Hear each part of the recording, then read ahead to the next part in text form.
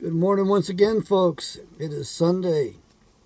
This is going to be my second long video for the day on giving psychology away. I just started this thing up. I didn't come to it with anything prepared. I do think of things between these recordings which to speak up on. I usually forget those. I fail to write them down or keep notes. Sometimes I start it right up and go with it so I don't lose the place in my flow of consciousness, my stream of consciousness. We are going through a period, and the transition is going to be a really rough one. We know the year when this age ends. It's not the end of the world. It is not. This place was set up so it would be perpetually recycled. It would be destroyed. There would be a generation. It would be organized. It would be organized even further. That's how one of my spiritual teachers broke down the word good. God with twice the organization.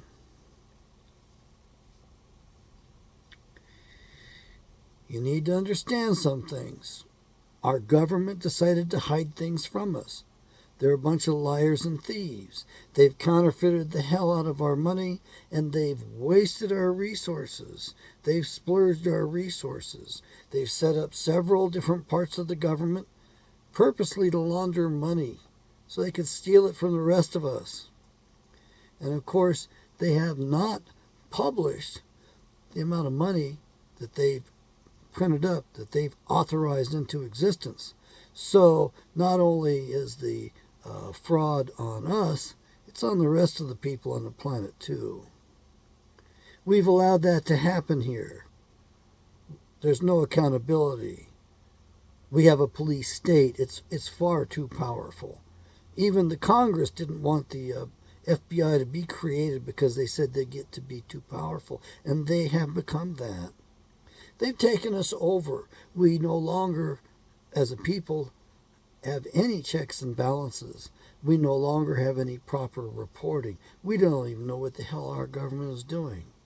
They're spraying us in the upper atmosphere. We can see that. But what are they doing? That's just one example.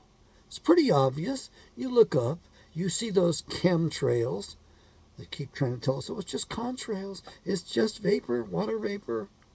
I don't think so. Not when you have pilots that are flying weird patterns, creating weird designs up there on jets that are thousands of dollars an hour to fly, just immensely expensive.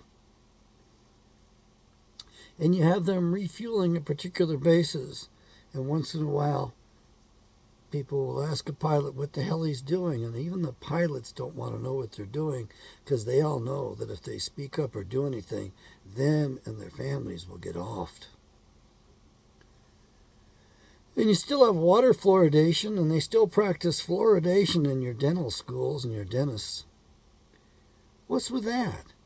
It's been illegal to do that in every European nation for more than 2 decades. But here in America, we allow them to get the rat poison out, and they poison us giant white rats. That's how they regard us. And they spray us like we're cockroaches and bugs. And they put weird chemicals into the plants that they know sterilize us and disturb us and cause problems, especially leaky gut syndrome. They do that on purpose. They put that stuff in there so that they say to keep the pests, to fight the pests. Well, we ingest that, and I guess they consider us pests. Because it hurts us, hurts our children, hurts our grandchildren. Even the natives warned us about that in advance. How did they have that wisdom? In advance. They're just a backwards people. They don't know anything. They couldn't possibly know anything. If you listen to them, they have pieces of the puzzle which you and I can't even imagine. We can't even put it together when we have the pieces of the puzzle in front of us.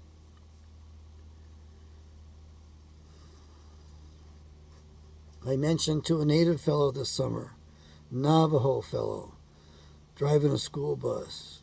Not quite an elder, but getting up there, gray hair, not white hair. Told him I thought it was the end of an earth age, and he knows exactly what that means. You see, the native traditions, they kept things going. They kept their history going, their stories going. And in Alaska, the word is that at the end of the world, Mount Susitna, sleeping lady across the inlet, laying down, is going to get up and walk the face of the earth.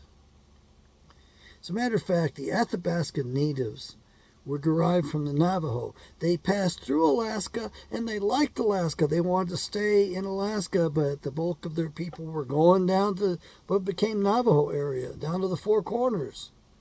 And then they had, as natives do, a falling out, a famous falling out in a fight.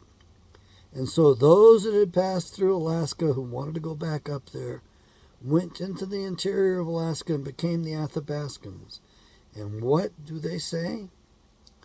Well, they pronounced a judgment on themselves, if you will. And that judgment was, if they ever got together again, it would be the end of the world. Really?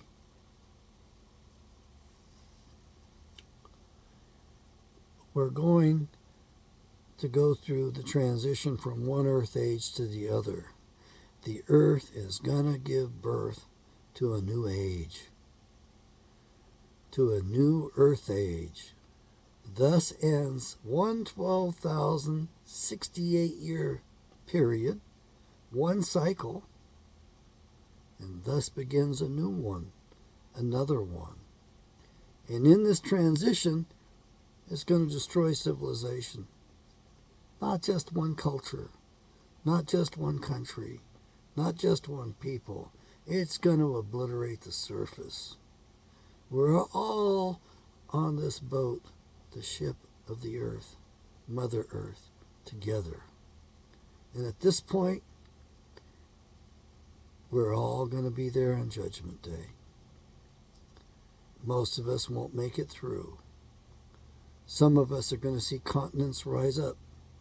Others are going to see continents fall. Some are going to be in locations in which the winds go so fast they can't even stay on their feet. Others are going to be in places in which there's no wind at all. Nothing. Stillness. I can tell you that one of the symptoms we're all going to experience is probably it's going to heat up like a giant oven on the surface. You're going to feel one of these things foretold in the Bible. That is, if a giant asteroid was to strike the earth again, or should I say when it does, it's the one that's described in the Bible, it's going to heat up the planet everywhere. So it's going to be one giant oven. And even though you don't witness that collision, you don't see it, you're going to feel the heat all the way around the whole planet. It's going to get hot. And then after that, you will get the report as the earth shatters under your feet. It'll start where the impact is, and it'll go slowly through the surface all the way around. It might go around the planet more than once. That's one of the days mentioned in the Bible. There are other things mentioned in there too. There's a lot of days of the Lord in the Bible. Most of you so-called Christians who love your churchianity more than you love the Bible itself, more than you love Jesus himself. If you did, you'd want to know his proper name. You want to know his proper name? You take the link down below. It'll take you to a page, Name Publishers. There'll be a drop-down box. You hit that drop-down box, there will be 5 different Bible offerings. There are 5 formats for you, the lowest price that you can find anywhere. Pick one. Pick 2. Buy one for yourself. Buy one for your boyfriend, one for your girlfriend. Buy for other family members. If you're really magnanimous and well-heeled, then give the publisher a call and buy a case up and take it into the prisons.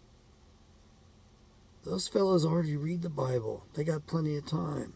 They read other works too. They understand that stuff better than we do on the outside. How do I know? I worked in the prisons for close to 5 years. And during that time, inmate after inmate came in saying things off the top of their heads, which now I realized they had read the Bible and understood it better than I did. I had not yet been humbled and had not yet taken the time and sat on my ass and read the Bible.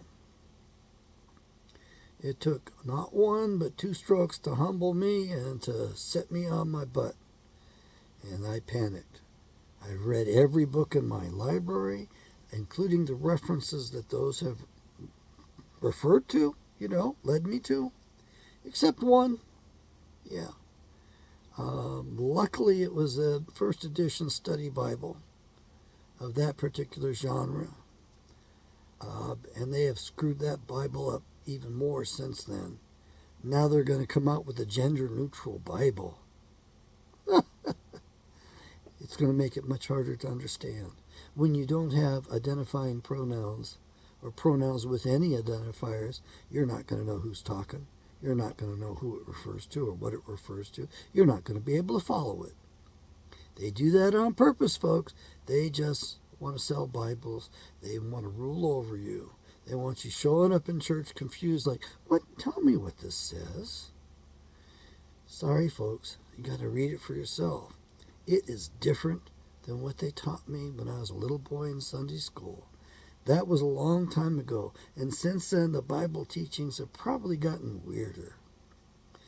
So, yes, I went to the big box churches for a while and just couldn't stand it. Once I started to really understand the truth that was in the Bible, it's like, why do I want to go here? And I remember a couple who showed up in the singles class in this big box church, mega church, that I was going to, and this fellow asked a question. He was there to cause some trouble. Actually, he was there to stir us up.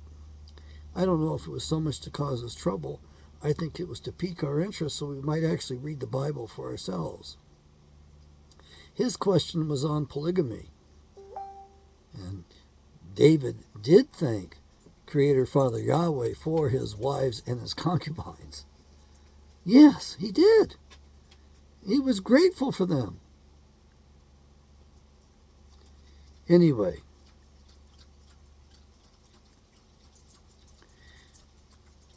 it really opened my eyes up to see this married couple in there.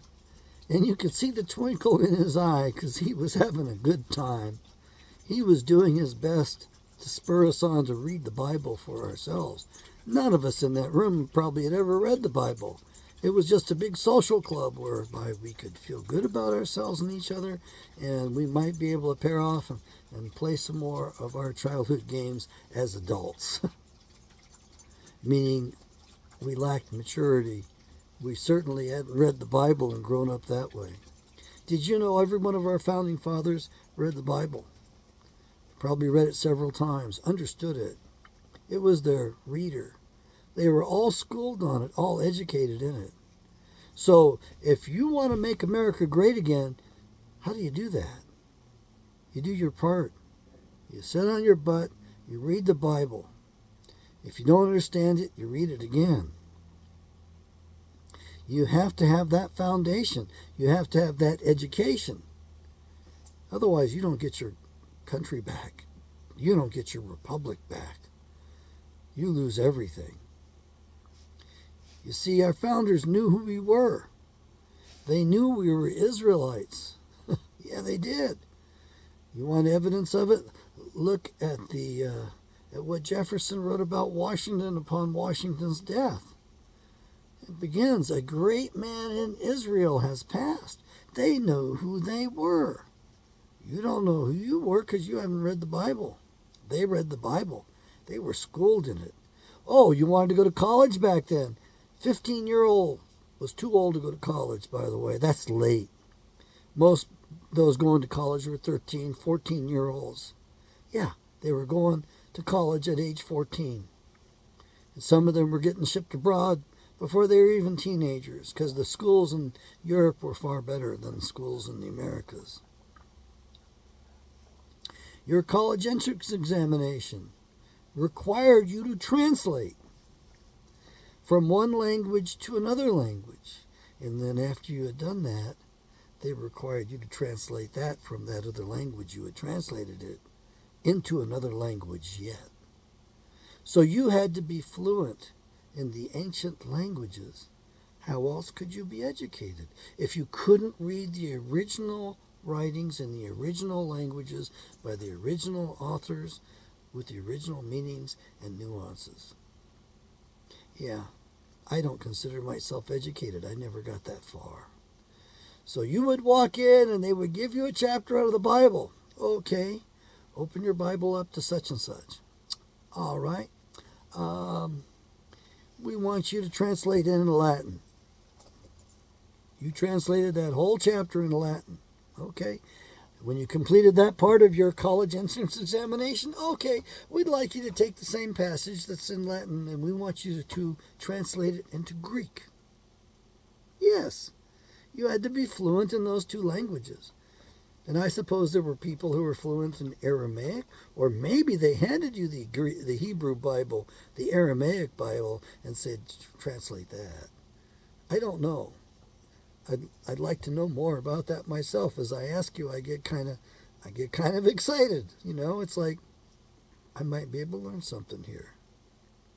Learning something excites me, and I'm an old man. So I know that when I was a teenager, I thought I knew it all. I was pretty conceited. So I was a giant sponge. I could soak things up and spit it back at you verboten. Well, word for word, my memory was pretty good. And of course, I ended up in an educational system that was really screwed up. You see, I started off with my own ideas and writing and generating my own ideas, but I found out that was wrong. I had to use other people's ideas. I couldn't think for myself. The audacity to think that I could think for myself. So I learned I had to use references. I had to show sources. What a bunch of malarkey.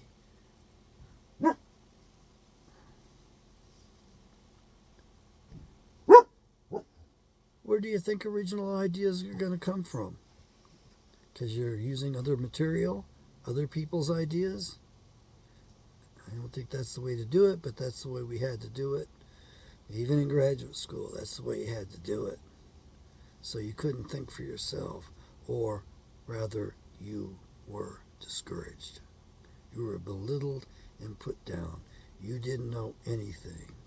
And I remember the first day at the university when the Jesuit father on closed circuit television, CRTs back then, told us that our parents didn't know anything.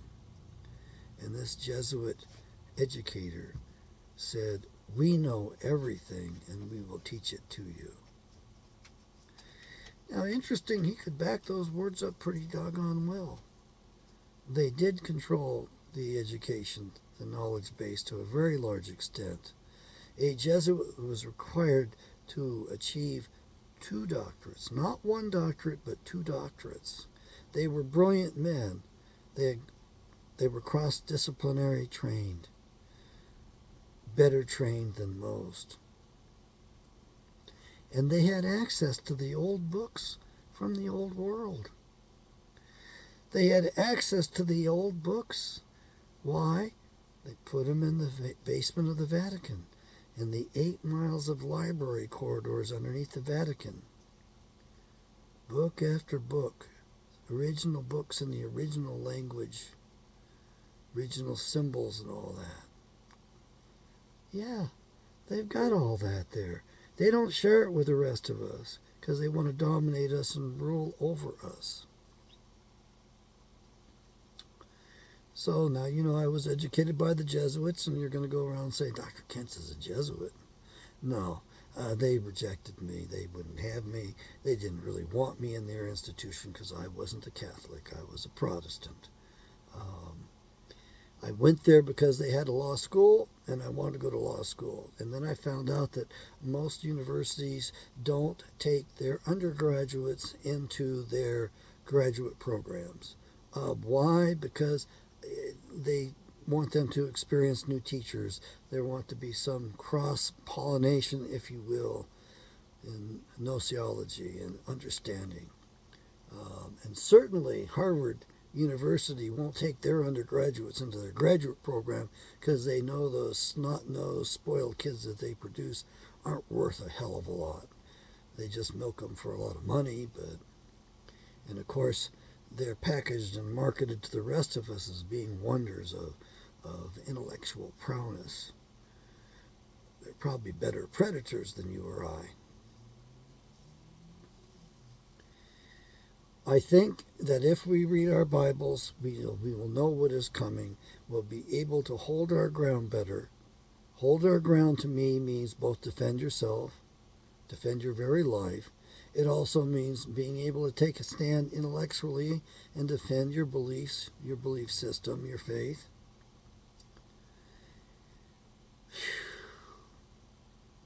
And it was one of the great commands that Yeshua the Messiah, who you like to call Jesus Christ, gave us. On 2 occasions he told us what to do.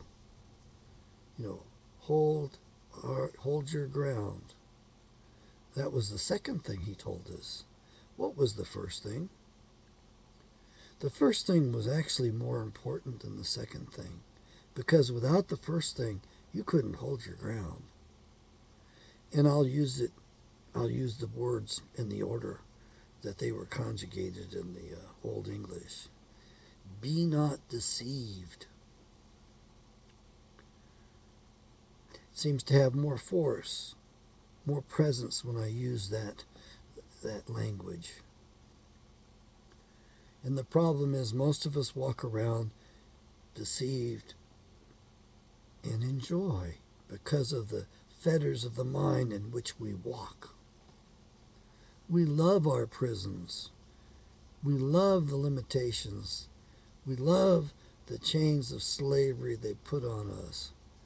We walk around thinking, I am in the greatest country on the earth. I am in the most powerful country on the earth. I am in the richest country on the earth. Yet we can't afford to keep up our own infrastructure. They stopped painting the Golden Gate Bridge, which means it's going to rust and deteriorate. It used to be getting painted all the time. There was a section of the bridge being painted. It was a permanent job. They decided they couldn't afford to do it anymore. Then all these other bridges, especially across the mighty Mississippi River, are not being maintained, and the iron underneath there is rotting away. And your railroad trains. You look at the trains from a distance and it looks like squigglies. It's been moved so much around by the earth shifting over time that it's amazing the trains can stay on the tracks. They have to slow way down. So we failed to maintain our infrastructure. Where has the money gone?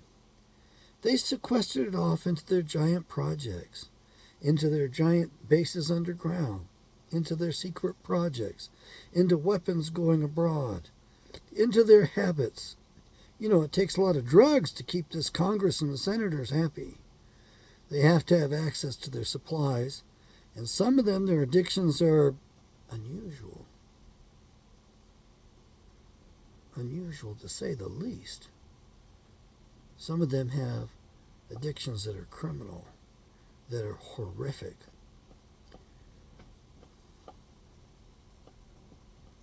And you like to have your golden calves, those you idolize.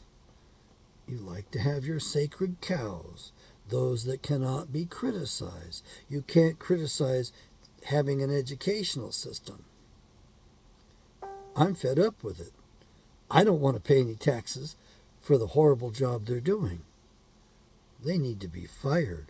There is no coexistence with these liberal teachers, with these teachers that insist upon grooming children and mutilating children, taking them away from their parents, insisting that they know better, like that Jesuit bastard who oriented us that day and told us our parents knew nothing, that they knew it all. They knew everything and they were going to teach us. Do you realize that when you undermine one authority, you undermine all authority? That's what he was doing. And that's what your educational institutions do today. These teachers, these school boards say they know better than you parents do. Well, in many cases it's probably true. They do know better, okay. But what do they know better about?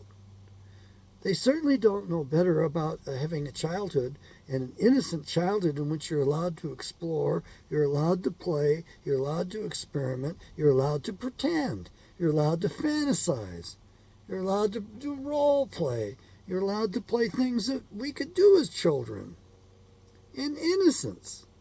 They've done away with that. To be a child in this country today is horrible. Look at what you're exposed to. Have you seen the videos of the drag queen reader hour or of the entertainment? The teachers are there cheering on these strippers. Yes, they're stripper moves they're doing, extremely sexually suggestive. And the kids are there, and these children aren't even in grade school. They're kindergartners. They're young kids. And they don't know any better than to cheer this stuff on. So here they are sexually grooming your children, and you're tolerating it. You think you have to coexist with that shit? You're doomed. Your children are doomed.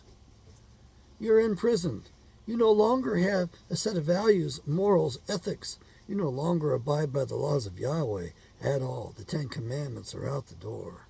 It's okay to violate any of that stuff.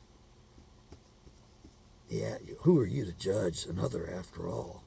You just got to let it go. That happens at the highest levels. Even the psychiatrist will dictate that you can't have a value, not on your spouse even. You have to let the spouse do whatever the hell they want. If they want to sell drugs, if they want to make drugs, cook methamphetamines, it's not your business. Could you imagine being married to a meth cooker and being told it's not your business? Your entire life, your house is on the line. If they find out that your house has been used to cook meth, they take it. And they don't take your mortgage away from you. You're stuck with the mortgage. You have to pay it off while this government confiscates it. Ask me how I know. I was shocked when I found out, when the police told me what happens to some people. And you want to let your little girls get away with whatever they want because they're princesses. And they have really much worse addictions than the men do. Their addictions hit them so powerfully that they will break bones. I don't really want to describe some of this stuff to you. It sounds weird to even know about it. But my mentor told me about some of the women, some of the girls, some of the clients that he was treating in terms of, and this was a generic sort of a report to me. There was no identifiers. He was letting me know what phenomena he was observing at that time, and that was a long time ago. Heck, I was in my 30s back then. That was half a lifetime ago. These women were so addicted to cocaine that they would be so sensitized by it, so altered by it, that during sex and orgasms, they would break their bones. They'd break pelvis bones. My Lord, talk about unleashing the spirits, unleashing the devils. It's pretty bad. It makes some sense, though, and I know you're going to say, well, you don't know what you're talking about, Dr. Kent. You have no idea. That's sexist. That's genderistic. That's really narrow-minded of you. Wait a minute. Hold on. A woman's body chemistry is much more fragile than a man's. It's more complicated. It's more of a balancing act. You know that idea that you're going to wear a crown, you're a princess or a queen? You realize wearing that crown takes a lot of balance. You need to be sheltered and protected. You need to be safe so that you can maintain the chemical balance that a woman requires. Because when a woman is put under a lot of stress and strain, she will adapt, yes. But you also realize that a Cro-Magnon woman, if you dropped her into society today, she'd be ripping arms and limbs and legs off a man, adult man. She would be that much stronger. We don't want women to be fighters. We want them to be nurturers. They are the givers of life. And I'll tell you, the whaling community off on those islands, Gamble Island, they went through havoc because the Russians took the men away and the women had to go out and take life to get the food. They had to do what they were not permitted to do in their culture. As the givers of life, women were not allowed to take a life. The men were the only ones that could go out and do that. And they would harvest the animals and bring them home, and the women would prepare them. But it was the men who took that life. The women were not allowed to do that. I rather like that tradition. But the Russians took the men out so that the hunters were gone, and the women were forced to do it, and it hurt their spirits. That's the story I get.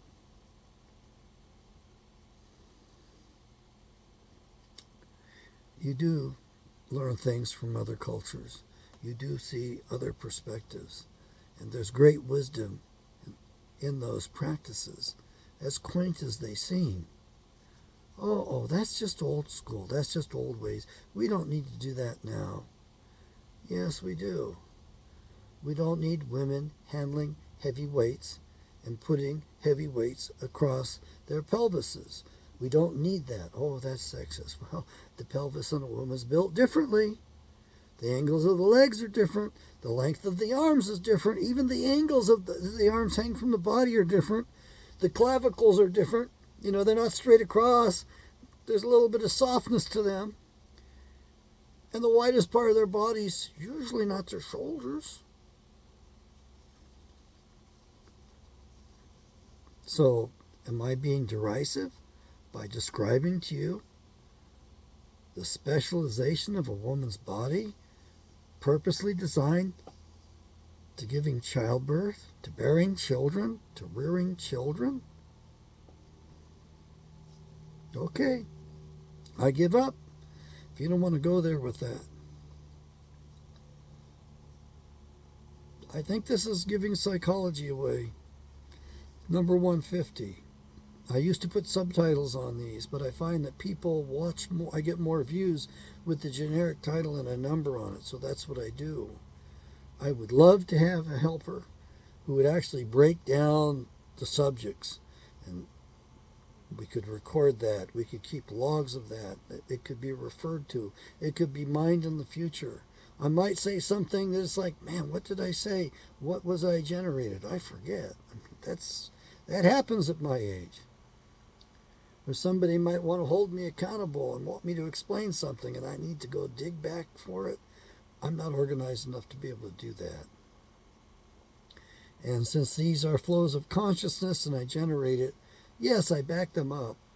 I back these videos up just in case, but the whole thing is that I could sit down and do it again at any time. YouTube, in its wisdom, has actually seen fit to keep me here. They have sent me 2 strikes on one of my channels. I think this is it, which means, of course, that the threat is they'll take the whole thing down. At some point, they'll probably decide something in the past offended them, and they're going to enforce it. That's the way they do it. Okay. It's just like Facebook. You get a strike and they say, well, you violated community standards on this date, and on this date, and on that date, and 3 years back it did this. Okay, what community standards? They don't have any community standards. As far as I can tell, it's obviously a Department of Defense operation. It's not a private company. It's the government censoring us. They are the thought police. What, you didn't think we had a thought police? Yes, we have a thought police. They claim that they are private corporations, and as such they can set their own rules because it's private ownership. Oh, really? Really? And you get how much of your funding from the FBI? How much of your funding from the Department of Defense? And the judges protect you in your theft of the patents? Okay. Whose judges are they? When there's no justice. Folks, we are on to them. They start all these wars. They're trying to start this war right now so that they can nuke us. They actually want to see the fulfillment of the nuclear war prophecies in the Bible. There is an accounting in the major prophets about the same thing as what happened to Sodom and Gomorrah, and their neighbors would be happening to this civilization. Consider it. Consider it carefully. Because we've discovered the ruins of Sodom. We found the Tell. We found that hill. It was the biggest one in the area. Where else would it be? When we excavated it down. This was about 15 years ago, close to 20 years ago. And when they got to the level of destruction, everybody went silent, speechless. It was that horrific. They were aghast at the broken bodies, the suffering. The bodies were all oriented away from the blast center. And they found a crystal in the Tell. Wasn't that small of a crystal. And they took that to the Sandia Labs in New Mexico, asking, what is this? And the people at Sandia Labs looked at it, took one look at it, and demanded to know, where did you get this? Turns out that crystal is only found on nuclear blast sites. So we now know that hellfire and brimstone is nuclear weapons. And we know that the angels deliver them on the behalf of Yahweh. They nuked Sodom, Gomorrah, and the neighbors. Lot witnessed it. His wife turned around and took a look. Was told not to look back. She looked back and turned into a pillar of salt. And Lot and his 2 daughters went off into the mountains. And there are Bible stories about what happened after that.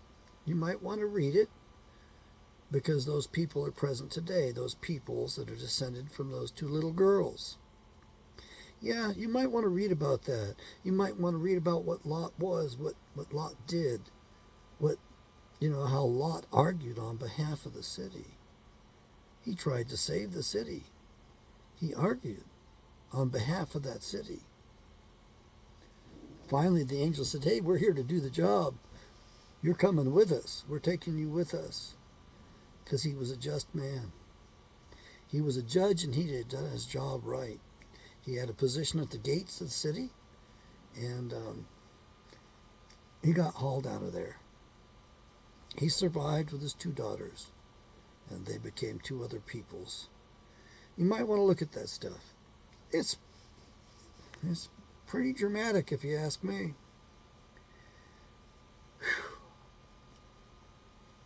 I think that's enough right there. If you're not curious enough to read about the history which founded this civilization, then you don't deserve to survive.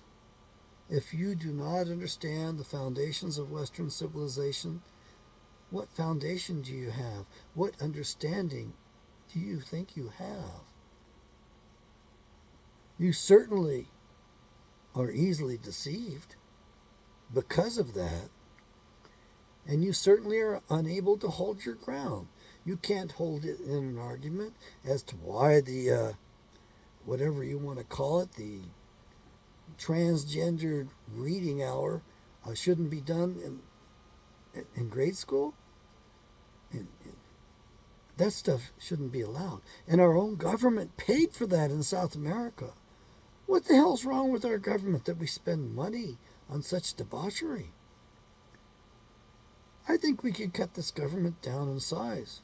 I was thinking we could do without about 80% of it. We could balance the budget very quickly, work our way out of it, and throw the Federal Reserve System of debt enslavement off of us. Throw that yoke off. We could do that. We still could do that. Other people are telling me I'm wrong.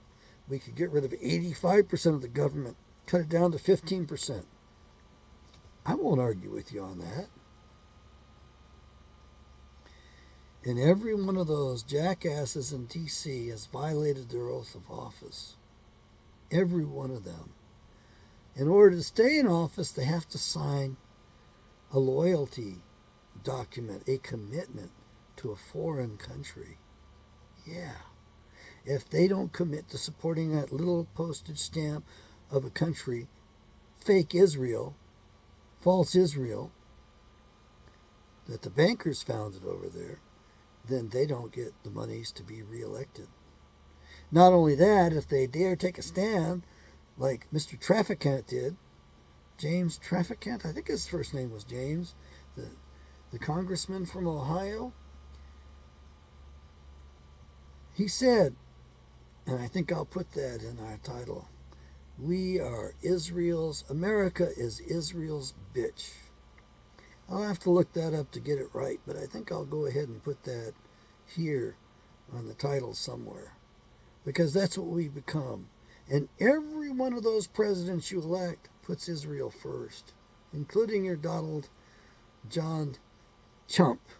He signed off on putting Israel first. As a matter of fact, he stole the Golan Heights from Syria and gave it to Israel. Now, you want to charge the man with a crime? How about that one? And they named it Trump Heights.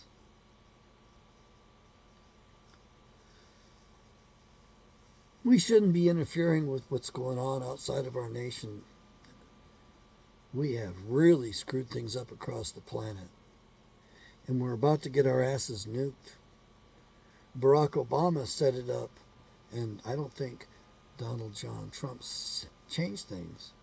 And definitely that jackass, demented pedophile in the Oval Office, he's not going to do anything but get our asses nuked. I think that's what he aspires to in life, is to get our asses nuked. What a horrible thing. And he's loving the fact he's brought in an invading army. An invading army. Their goal is to get 100 million of them in the country here.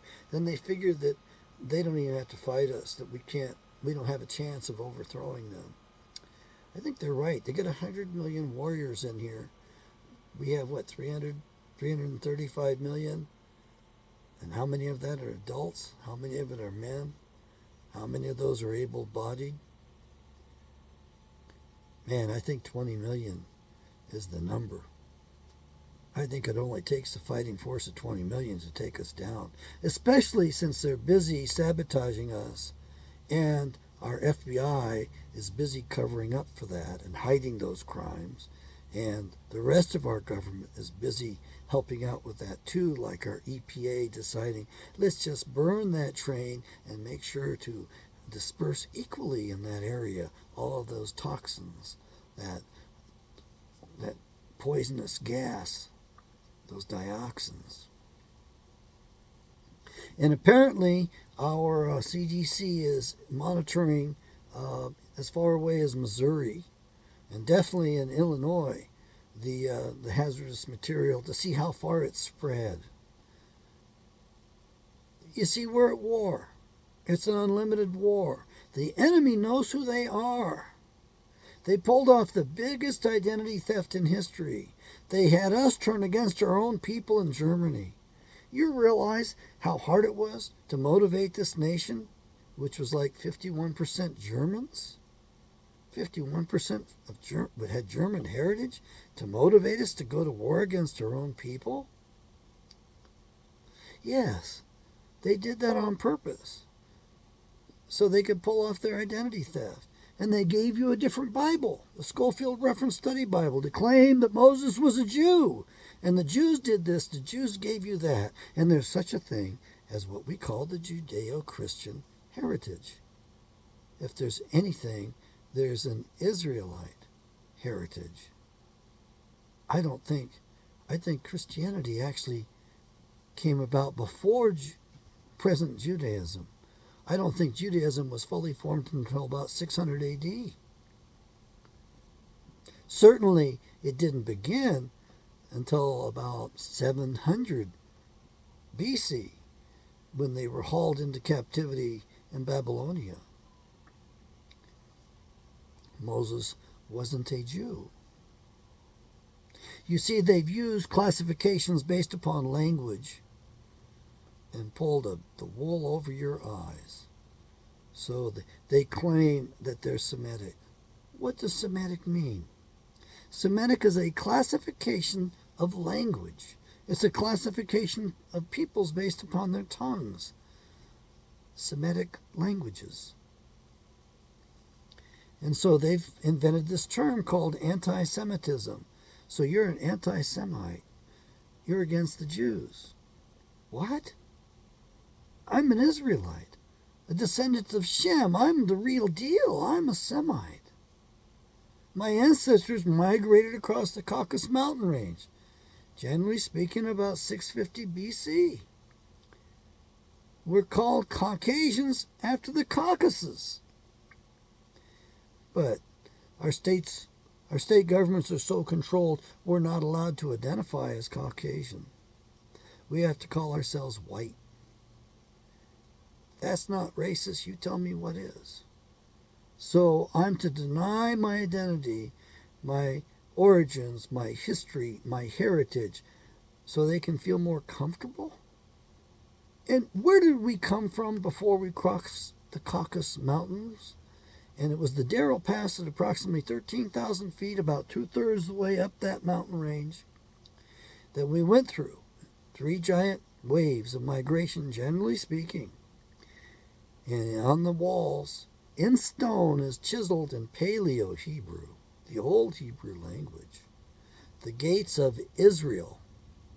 Why did they name the Darrell Pass the gates of Israel? How many millions of Israelites broke through that pass into Europe and the rest of the world? Why do they not want us to ask this? The next question is, gee, where did we come from before we crossed the Caucasus Mountains? Gee, where are we from? Every child asks their parents that. We're from the house of Israel. The lost tribes are not lost to Yahweh. He knows where we all are. He's got his mark on us, and they are busy trying to get us to avail ourselves of their modern technology to destroy the mark of Yahweh on us. Think about that. They're getting you to alter Yahweh's signature upon you.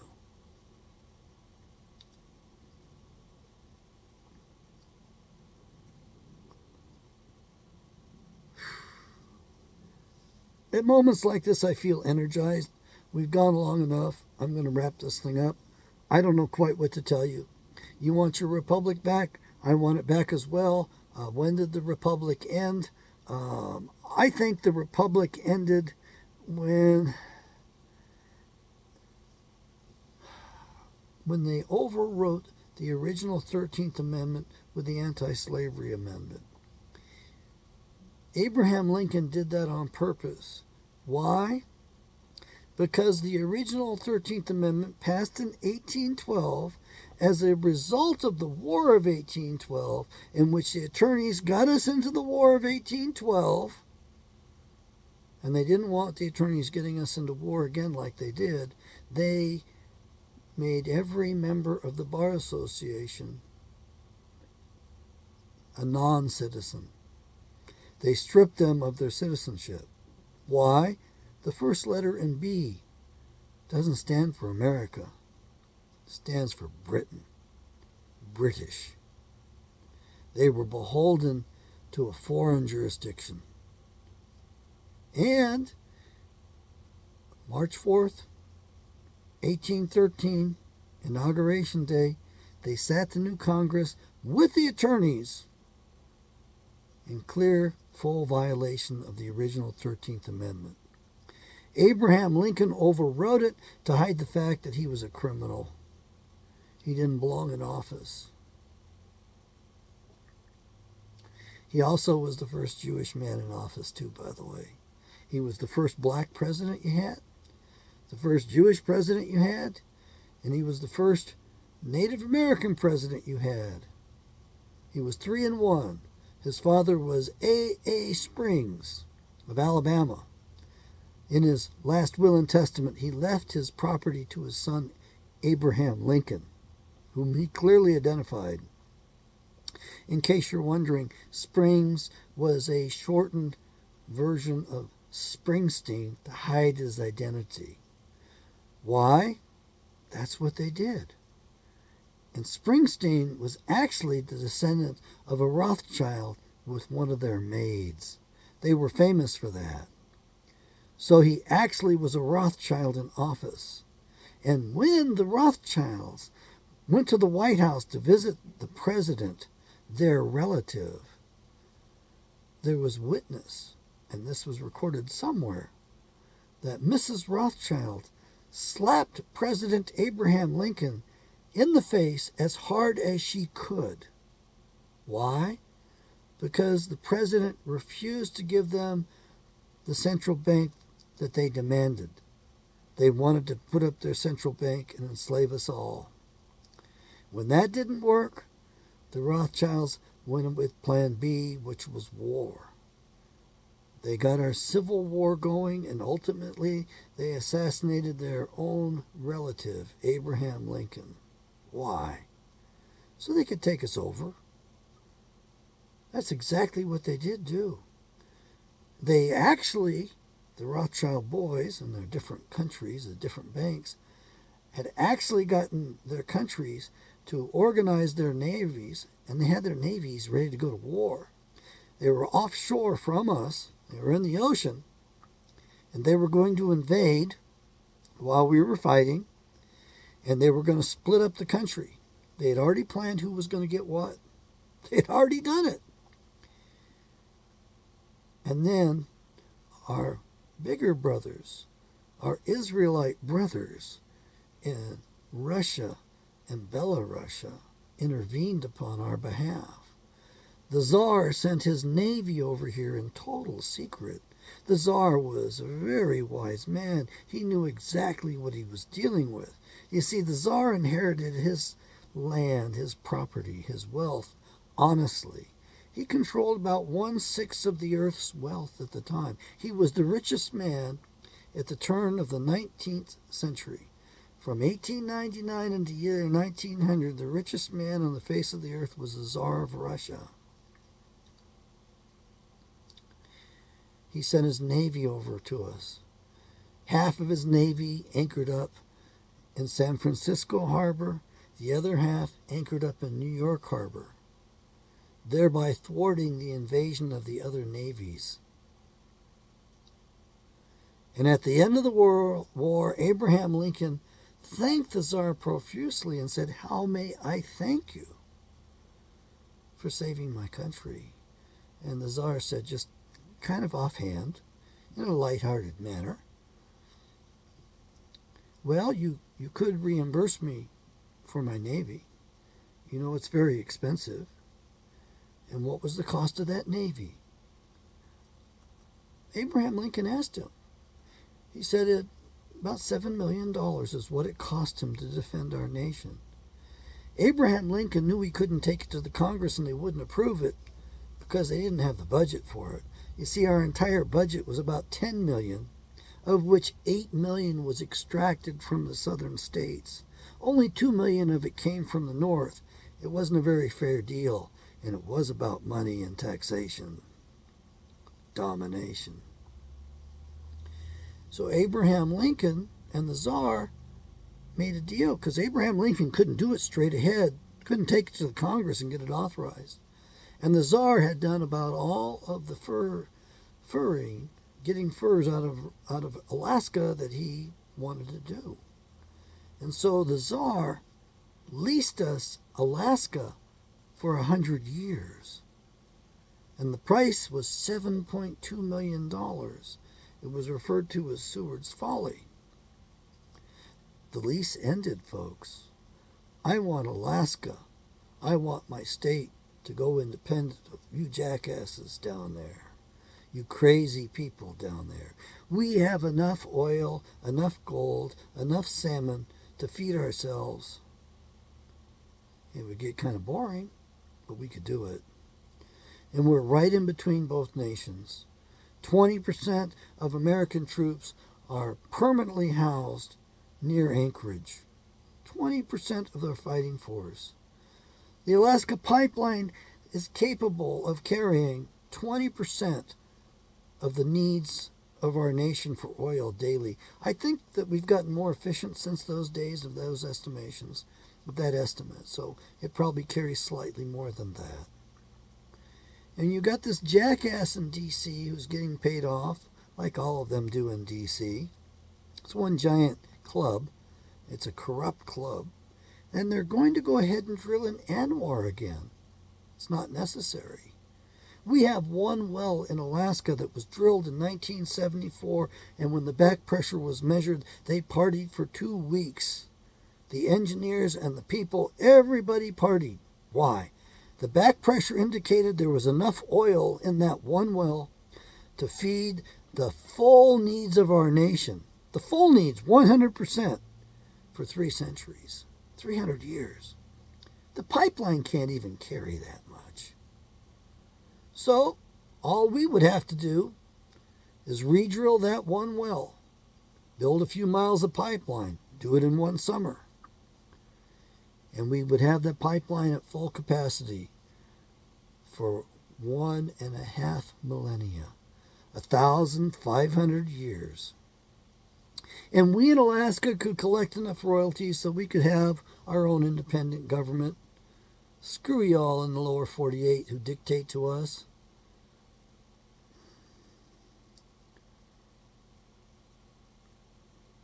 The natives have got so much more common sense. Sadly, they're hoodwinked by the Democrats.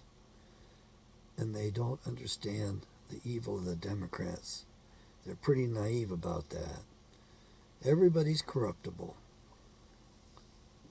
Alaskan villages, as small as they are, reach all the way to Washington, D.C. I learned that lesson the hard way. I did my job in Barrow as required by the law. I made my report, and everybody got pissed off. The law required me to report. Everybody got upset, and I was run off.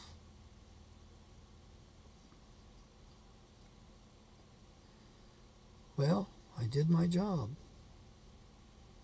I sure as hell didn't break the law. The troopers knew who broke the law. The other professionals knew who broke the law because in a meeting together they pointed it out to me. And since I was the new guy and naive, they put the onus on me. They fingered me and required me to make the report. I didn't know, but I should have just turned it right back at those who made the report to me and told them, it's your obligation to report this. Could have saved myself if I had done that, but you know me, I'm pretty naive. I got set up for another one of those calls, by the way, later on.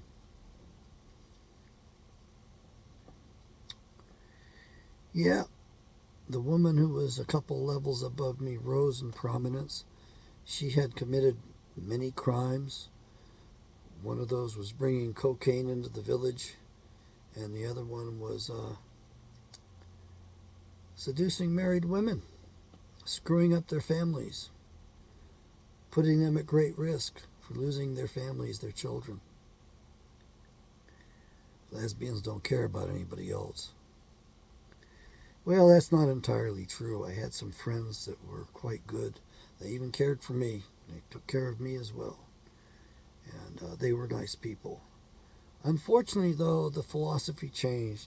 It used to be regarded as a lifestyle choice. And that seemed respectable because, after all, adults are deciding what they want to do. Then they decided it had to be a medical condition. So they had to, because they wanted their rights. They wanted to be able to dominate the rest of us. So that's what you've got. You have this minority who's been given their rights because it's now called a medical condition. And Lord knows you can't go against the medical doctors. You can't go against God. So that's your God today in this country. We've gone over an hour. This is the second one for today. This is Giving Psychology Way number 150. Pray that Yahweh makes America good again. And thereby, Yahweh may set up our steps and guide us. May actually fight for us once again, like he did in the ancient days of Israel. I doubt this country's got much time left. I really don't think so. I think that we've been pretty much defeated and that we will be utterly destroyed. Look at who you're putting in office. Look at how they got there. And look at all the crime and all the corruption and the lack of justice. Man, when this civilization comes apart, it's going to be a wild time. I don't want to be anywhere near you all. When I was a little boy, the hermits looked pretty weird to me. It's like, who would want to go off and do that and be by themselves? Man, today I aspire to be one of those hermits. May Yahweh bless you, your family. May Yahweh make you, your family good again. May Yahweh restore our republic. May we restore Yahweh and the Ten Commandments as the rule of law for our land.